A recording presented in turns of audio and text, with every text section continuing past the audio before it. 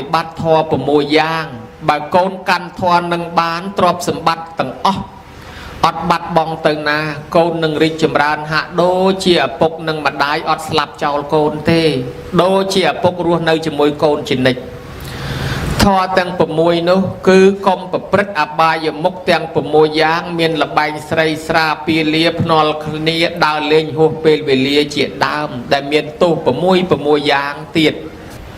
ស្រាប់តែមានបរោះម្នាក់នឹងនៅក្នុងសេកិលកៈសោតនឹងឯងគាត់ផ្ដាំកូនថាណែកូនអើយអត់ពីឪពុកទៅកូនឯងត្រូវថ្វាយអង្គមទិសទាំង6ណាកូនបាទពុកកំភៃចាំខ្ញុំថ្វាយអង្គមទិសទាំង6គាត់កាន់ខាងព្រាម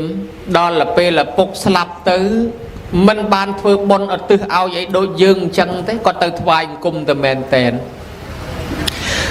នឹកឃើញអ្នកស្រុកចាស់ចាស់ខាងព្រៃវែងពីដើមគាត់ជេរកូនចៅអាមិនដឹងទិសអាមិនដឹងតំបន់នៅ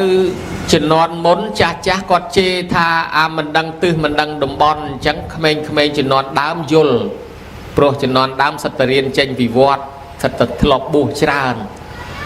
ប៉ុន្តែក្មេងសម័យថ្មីនេះបើជេរថាអាមិនដឹងទិសមិនដឹងតំបន់គេសោចវិញគេថាងាញ់បើក Google រកឃើញតាបើកតាមទូរស័ព្ទរកទិសឃើញអញ្ចឹងអត់យល់នៃសំណួរបរោះនោះគាត់ទៅថ្វាយអង្គមទិសទាំង6មែនពីលិចពីកើតពីជើងពីត្បូងពីលើពីក្រោមរាល់ថ្ងៃមួយពពុទ្ធក៏យាងមកដល់ពេលព្រឹកក៏សួរថាមនាលមាននោះណាឯងធ្វើអីមានសក់មានមុខទៅទឹកជោកដូច្នោះបរោះនោះឆ្លើយថាខ្ញុំព្រះអង្គថ្វាយបង្គំទិសគោរពរាប់អានតាមពាក្យឪពុកខ្ញុំព្រះអង្គឲ្យថ្វាយបង្គំទិស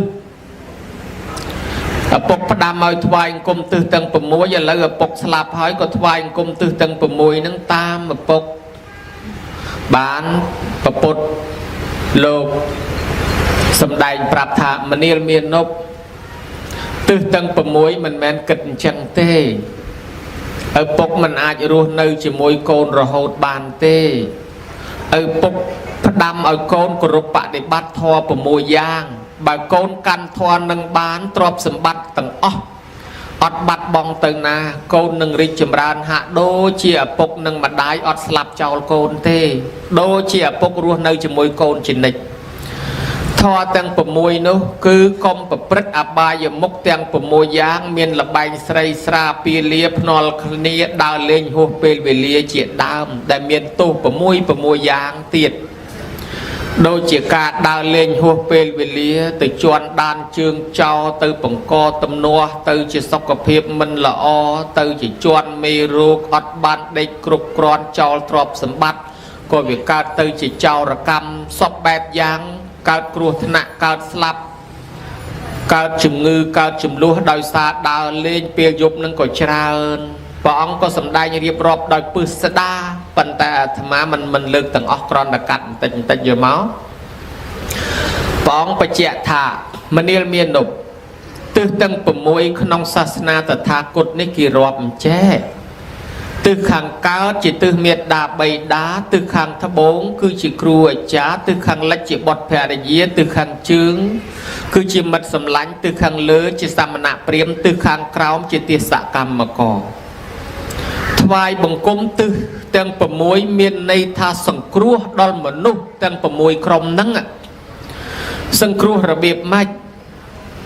បាលីហៅថាសង្កហៈខ្មែរយើងថាសង្គ្រោះទិសខាងកើតជាទិសមេត្តាបិតាមានន័យថាបើម៉ែឪរស់នៅកូនចៅត្រូវបំពេញកាតព្វកិច្ចតបទៅគាត់វិញភៈតោនេសង្ភរេសាមិគាត់ធ្លាប់ចិញ្ចឹមយើងដល់ឥឡូវគាត់ចាស់យើងចិញ្ចឹមគាត់វិញកិច្ចចាំងនេសង្ករេសាមិនាំគ្នាមកជួយកិច្ចការងារម៉ែឪបើគាត់មានកិច្ចរវល់ទី3កលលវង្សង្តបេសាមិប្រតិបត្តិថែរក្សាពូជពងវងតកូលកាន់តាមជំនឿគាត់កុំឲ្យធ្លាក់ចុះទី4ទាយាជាងបដិបជាមិប្រតិបត្តិឲ្យល្អទទួលគេមរតក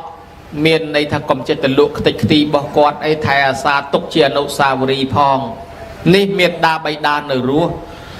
ចំពោះមេត្តាបិតាដែលស្លាប់ទៅតេខេណាំងអនុបទាសាមិកឲ្យកូនចៅធ្វើបុណ្យតេខេណានុបទានឧទ្ទិសទៅឲ្យសរុបដោយខ្លីមានន័យថាបើម៉ែឪនៅរស់យើងចិញ្ចឹមគាត់តាមបែបរស់បើគាត់ស្លាប់ហើយឲ្យធ្វើបុណ្យឲ្យគាត់អានេះគេហៅថ្វាយអង្គមទិសខាងកើតហើយឯងអត់ដឹងខំទៅថ្វាយអង្គមមែនតែន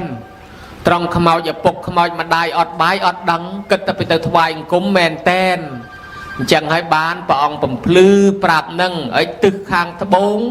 គ្រូអាចារ្យក៏អញ្ចឹងដែររៀនមានចំណេះចេះដឹងពីគ្រូណាមកបើលោកនៅរស់សង្គ្រោះតាមបែបរស់ហើយបើគាត់ស្លាប់ទៅហើយធ្វើបុណ្យឧទ្ទិសជូនគាត់ផងទិសខាងលិចបុត្រភរិយាបើប្តីនៅរស់ប្រពន្ធស្លាប់បើស្លាប់ប្រពន្ធប្តីនៅរស់ហើយសង្គ្រោះគ្នាតាមបែបរស់តាមបែបស្លាប់មិត្តសម្លាញ់ទិសខាងជើងក៏អញ្ចឹងដែរកាលនៅរស់ជួយគ្នាតាមរស់បើគ្នាស្លាប់ហើយឲ្យធ្វើបុណ្យឲ្យគ្នាផងទិសខាងលើសាមណៈព្រាហ្មណ៍ភិក្ខុអង្គណាសាមណេរអង្គណាយើងគោរពរាប់អានសង្គ្រោះលោកបើលោកសគុតហើយក៏ចូលរួមបុណ្យប្រគេនលោកទិសខាងក្រោមទិសកម្មករបើគ្នានៅរស់ជួយគ្នាផងហើយបើគ្នាស្លាប់ធ្វើបុណ្យឲ្យគ្នាផង